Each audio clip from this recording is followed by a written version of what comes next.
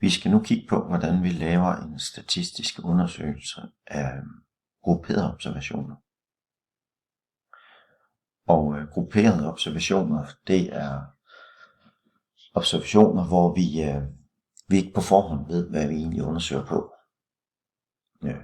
Opgaven med skistøvlestørrelsen, der vidste vi skulle undersøge fra 36 til 47, fordi det var det, som eleverne havde i støvlestørrelse. Nu har jeg fået nogle data frem. Det er nogle data fra nogle elever, der har gang løbet en Cooper-test. En Cooper-test, det er simpelthen, hvor langt man kan løbe på 12 minutter. Og det var i 2012, det kan jeg se heroppe i cellen, overskriften. Og nu har jeg godt tænkt mig at lave en statistisk undersøgelse af det. Først vil jeg gerne lige finde ud af, hvor mange data der cirka er, så derfor trykker jeg lidt page down. Jeg ved, jeg skal ned omkring nummer 110 stykker. Det kan jeg se her. Den sidste står ud for celle nummer 114. Så det vil sige, når der i celle 1 stod en overskrift, så må der have været 113 løbere. Og så går jeg op. Først jeg skal finde, det er min mindste værdi.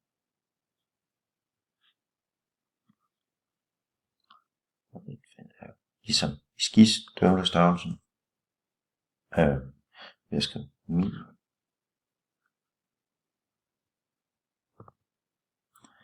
Og jeg starter i celle A2, og så skal jeg ned til A114. Og fejlen her er største værdi.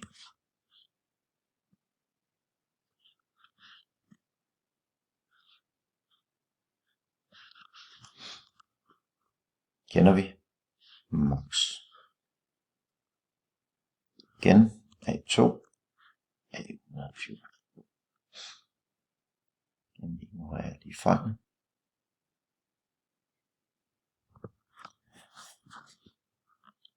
Nu kender jeg min mindste værdi og min største værdi. Og så vil jeg gerne lave intervaller med dem. Så derfor så laver jeg en interval her, der går fra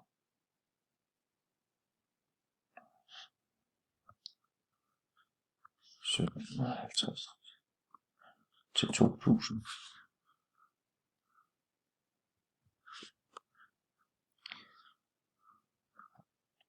Jeg lukker her.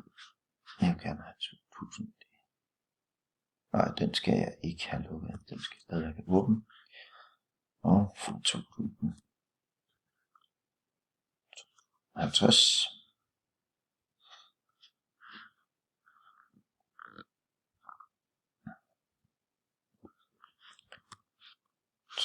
til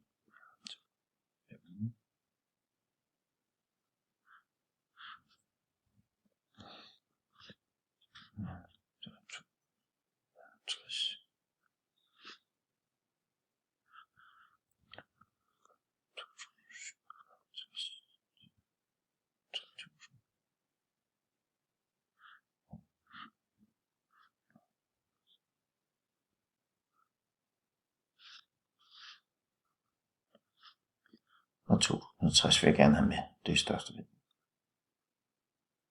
Og det er hyppigheden, jeg skal finde her. Og observationerne, jeg har her. Til. Så skal jeg bruge her.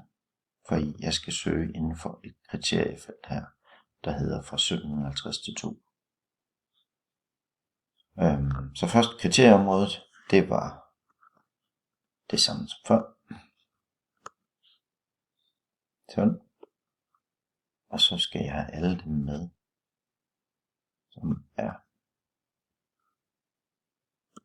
større end 50. Og jeg skal sætte det i anførselstegn, ellers så forstår regnearket ikke. Det skal A2 til A114. Og det er så mindre end lige med.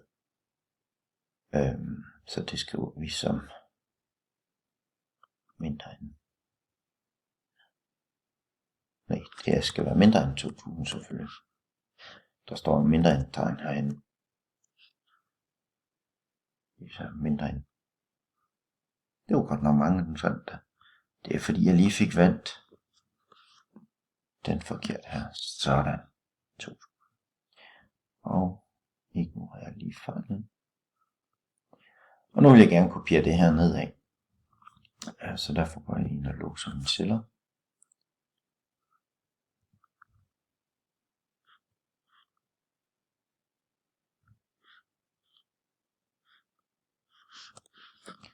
Sådan. Og så skal jeg lige have ændret dem her. Den skal jo stå til 2.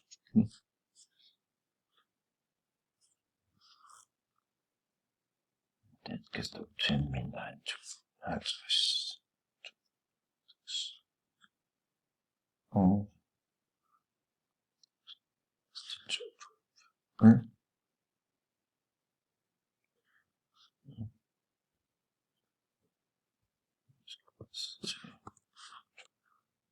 20. 500.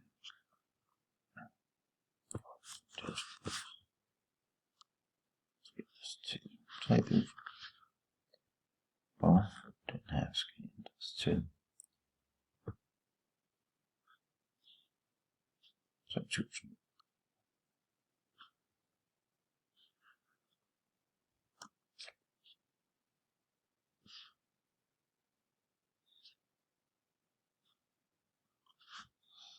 Ja, og en summeret hyppighed, så er det faktisk ligesom vi har lavet igen i skistøvende opgaven. Vi skal tage den her, den her, så kan vi trække skidtet ned, og det passer med 113, så heldig nok. Og frekvensen, ja, den her, den.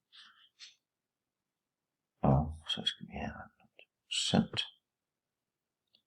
og så vil vi jo gerne låse den her.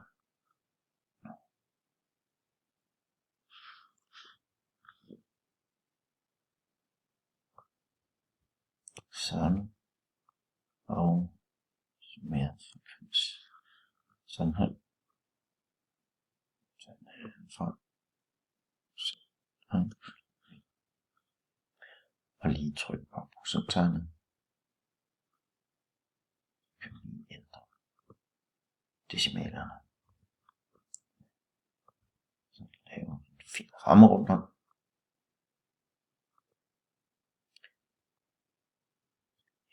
Herfra.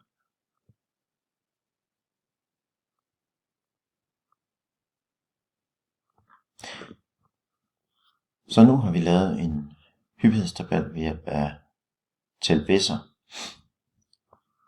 når vi har snakket grupperet observation.